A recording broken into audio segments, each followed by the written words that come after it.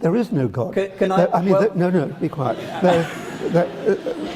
There is not one jot of evidence for God. But not every atheist shares your view on abortion. I don't care what they think. I know what I think. The resurrection of Jesus never happened.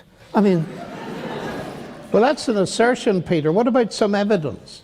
Can you understand, Peter, how saying that might come across as incredibly arrogant? No. No. Peter, it's dead easy to say it's not worth listening to. You tempt me to say that about some of the things you say, but I'm not going to do that. Because it seems to me it's very important to listen to what Christianity claims before you judge it. Oh, Jesus. Well, you've got it, Peter, in one. Science deals with real questions. Science deals with questions for which there is evidence, whereas a typical religious question might be, what is the purpose of the universe?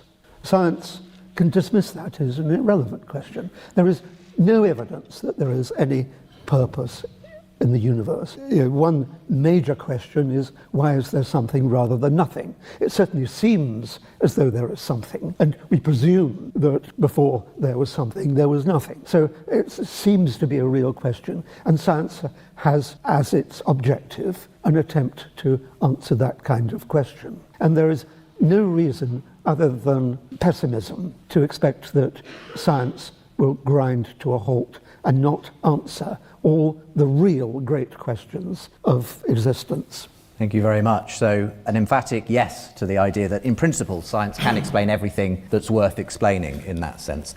So John, same question to you. Can science explain everything? You're going to be surprised at how much I agree with Peter, because the definition of science he offered us, that is collecting evidence, making observations, if that's what we mean by science, and it's the old meaning of science before the 19th century, then of course science can explain everything, because the very word explanation means making evidence-based observations and notes. So my short answer is, if we accept Peter's first definition, then I agree with him entirely. Science, by definition, explains everything. And when people these days say, science can explain everything, they're not referring simply to making observations and comparing notes at all. For instance, that would apply to any historical or forensic examination. And my faith as a Christian is based precisely on the kind of scientific reasoning that Peter has set forward to us. Let me just say, by the way, that from the Christian perspective, Luke, the writer of the third gospel, tells us that that is exactly what his method was. He consulted people, he made observations, and then he put them together. So we'll call that science one. What is, of course, at stake today is the question, can the natural sciences answer every question? And there I think that that is simply not the case. The Nobel Prize winner, Peter Medawar, he said, we do science a disservice, natural science, if we think it can address any questions. And he referred to the basic questions of Karl Popper, the questions of a child. Where do I come from? Where am I going? What is the meaning of life? Natural science doesn't answer questions like that. And Medawar added it is to religion, philosophy, and so on, that we must go to answer those questions. I think science is immensely powerful. It is immensely exciting, and it uncovers a vast amount about our universe. But I have a problem by going too far. I'm a mathematician, and I'm rather interested in logic. And you know, if we say that science can explain everything, or science is the only way to truth, as it's often put, well, that is not a statement of science. It's a statement of belief. And so if it's true, it's false. Maybe it's too early in the evening for logic like that, but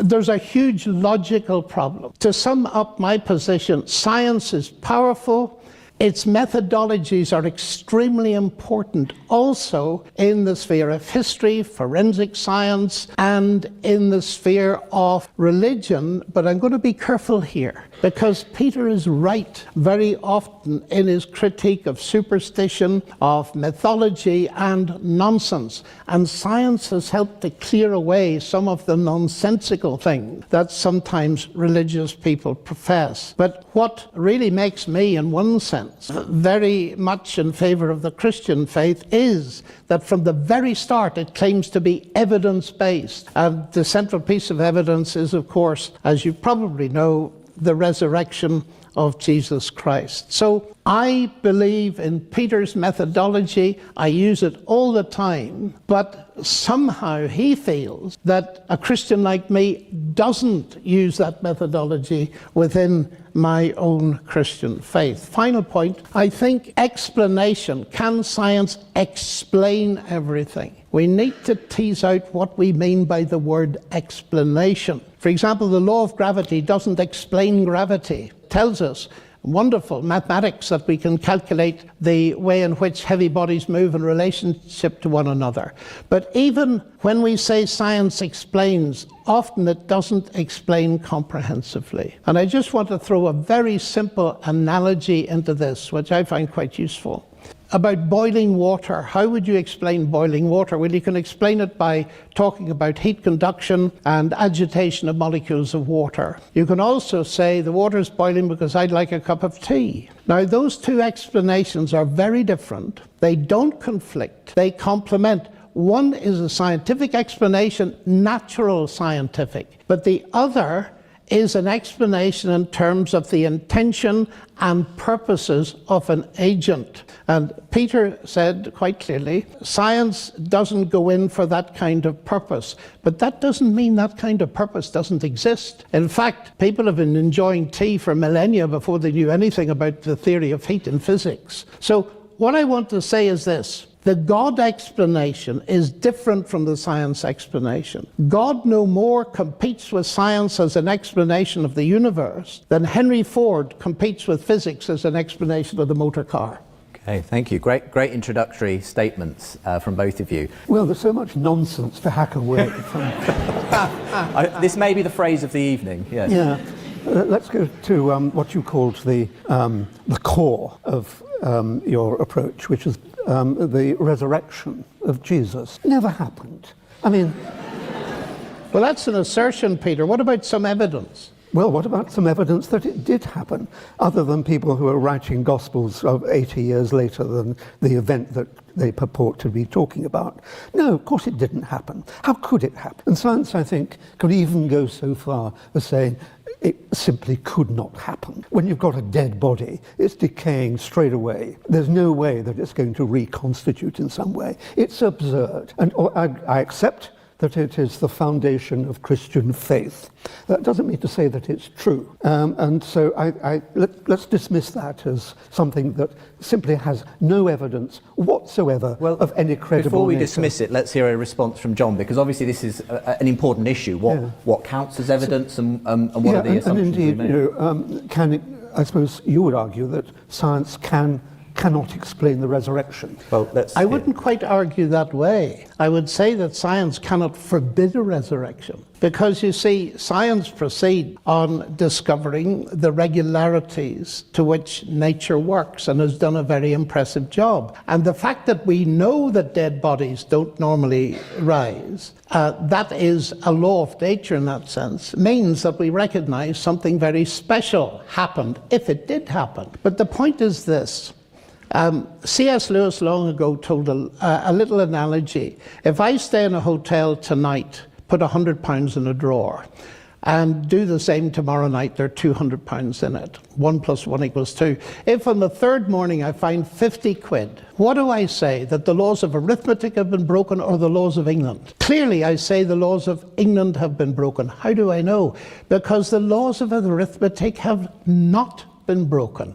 It's our recognizing of what normally happens that helps us to see an exception. Now, if I were claiming that the body of Jesus rose from the dead by processes, natural processes going on in the grave 5 minutes before we happened, yes, that would be wrong. But I'm not claiming that. What Christians claim is that the God that created the universe and built the regularities into it is capable... Pure speculation. Wait a minute. No, this is not worth listening. This isn't speculation. Well, let's listen and then you respond, Peter. Peter, it's dead easy to say it's not worth listening to. You tempt me to say that about some of the things you say, but I'm not going to do that. Because it seems to me it's very important to listen to what Christianity claims before you judge it. And what is claimed is the God who creates the universe and sustains it is not subject to laws as if they were laws of a land. He set up the regularities and he can feed a new event into them. And the claim is, and with this I finish, that God raised Christ from the dead by an input of colossal power. Oh, Jesus. Well, you've got it, Peter, in one. No, I mean, this is... that is the claim at the end of the day. But, I mean, this is... everyone knows here that's nonsense. What you're inventing is an agent who can do anything he likes. He or she likes, I suppose you have to say these days. And so it is the laziest way of accounting for observations. But the point is, as I sit here and read your books and explaining chemistry and all this kind of thing, I say this is wonderful. This is not contradicting the God explanation, because the God explanation is saying that you, as a chemist, only have a universe to study because God created it in the first place. But he's not competing. In fact,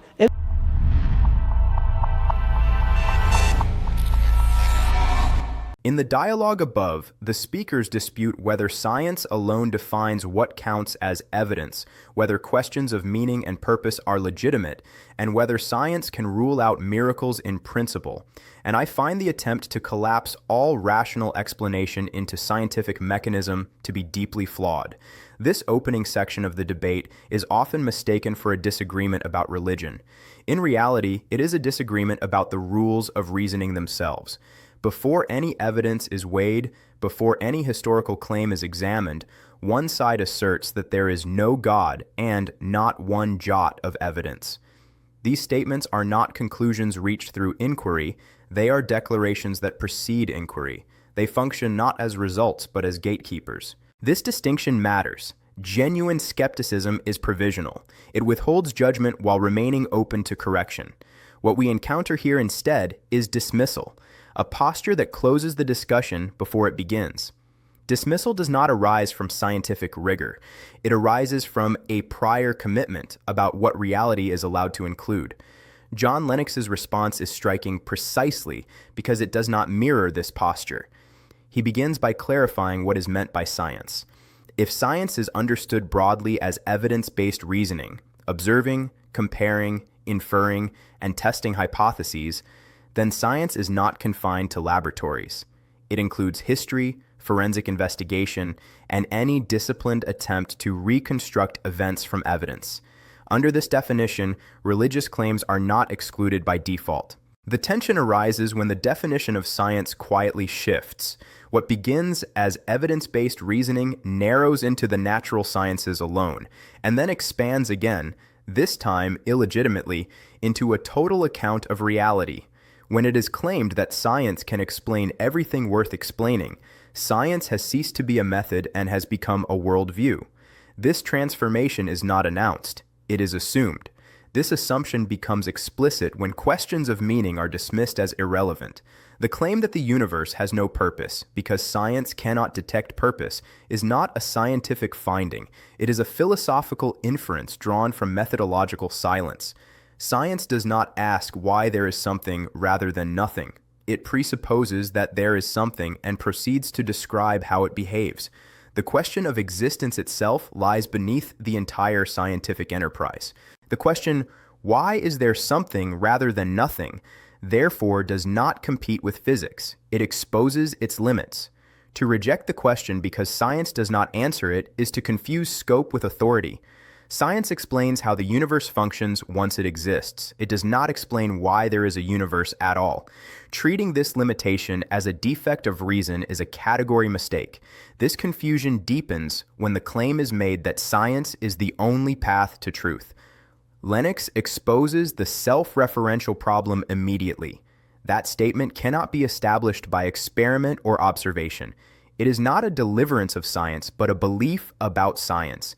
If it is true, it is not scientifically provable. And if it is not scientifically provable, then by its own standard, it should be rejected. The problem here is not theology, it is logic. At this stage, the debate turns to the nature of explanation itself. Lennox's distinction between different kinds of explanation is central. A mechanistic explanation describes processes and causes within a system. A purposive explanation accounts for intention and agency. These explanations are not rivals. They answer different questions. Explaining how something happens does not eliminate the question of why it happens. The example of boiling water illustrates this clearly. Molecular agitation explains the mechanism. Intention explains the purpose. Both explanations are true, and neither invalidates the other. To insist that only mechanistic explanations are real is not a scientific discovery. It is a philosophical restriction imposed upon reality. This restriction becomes decisive in the discussion of miracles and the resurrection. The claim that science forbids resurrection misunderstands what scientific laws are. Laws of nature describe regularities, what normally happens under given conditions. They do not issue metaphysical vetoes against singular events. Indeed, it is precisely our knowledge of regularity that allows us to recognize an exception. Christianity does not claim that Jesus rose from the dead by natural biological processes. It claims that the creator of the universe acted within the system he created. To say that science forbids such an act is not to defend science, but to redefine reality so that agency beyond nature is excluded by definition. At this point, the debate is no longer about evidence. It is about boundaries, about whether reality is closed to anything beyond impersonal mechanism. If reality is closed by definition, then no amount of historical testimony, logical argument, or experiential data will ever suffice. The conclusion has already been decided in advance. As the argument develops, the underlying issue becomes unmistakable, whether science is being treated as a tool or as a tribunal. When science is understood as a method, powerful, disciplined, and indispensable, it excels at uncovering regularities and mechanisms. When it is elevated into an all-encompassing judge of reality, it exceeds its own jurisdiction. The move from method to metaphysics is subtle but decisive. This overreach is most visible in the insistence that questions science cannot answer are therefore meaningless. Such a move quietly redefines meaning in advance. It assumes that intelligibility must be reducible to mechanism, and that explanation must terminate in impersonal causes. Yet this assumption is neither tested nor testable by science. It is a philosophical preference, not a scientific result. The discussion of explanation clarifies why this matters.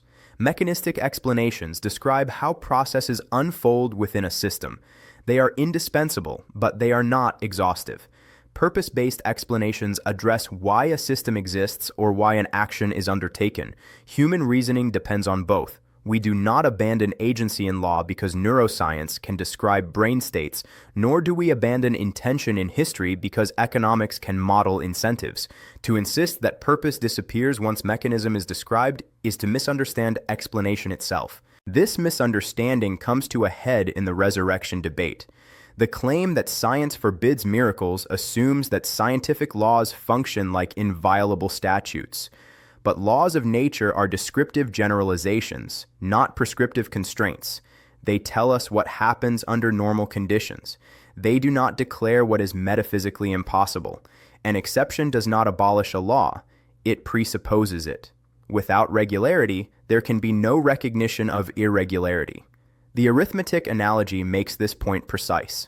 When an expected result fails to appear, we do not conclude that arithmetic has collapsed. We infer that an additional cause has intervened. Likewise, a miracle claim does not assert the breakdown of nature, but the presence of an extranatural cause. To reject this possibility outright is not to follow science wherever it leads, but to draw a boundary around reality and call that boundary scientific. What emerges then is a contrast between two conceptions of rationality. One insists that only what can be reduced to mechanism counts as real. The other allows that mechanism itself may rest upon deeper explanatory layers: agency, intention, and mind. Both conceptions can practice science. Only one, however, claims exclusive authority to define reality. The question of arrogance raised early in the exchange now finds its proper context. Arrogance does not consist in holding strong convictions. It consists in refusing to listen before judging. To dismiss a claim without examining what it actually asserts is not intellectual confidence, it is intellectual closure. Lennox's repeated insistence on listening to Christianity's claims, to historical evidence, to alternative explanations reflects a commitment to inquiry rather than control. By the end of this section, it becomes clear that the disagreement is not over isolated facts, but over the openness of the universe. Is reality a closed system in which all explanations must be impersonal and mechanistic, or is it an open system in which mind and agency may be fundamental? Science, properly understood, does not answer this question. It presupposes an answer to it. The significance of Part A, therefore, lies in what it exposes rather than what it resolves. It reveals that appeals to science can function either as invitations to inquiry or as instruments of exclusion. The difference lies not in data, but in disposition. One can use science to explore reality, or one can use it to fence reality in. Once that distinction is seen, the debate becomes clearer and more honest. The issue is no longer whether science and faith are enemies, but whether science is allowed to be science, powerful, limited, and profound, or whether it is burdened with a role it cannot fulfill. In recognizing those limits, reason does not weaken, it comes into focus.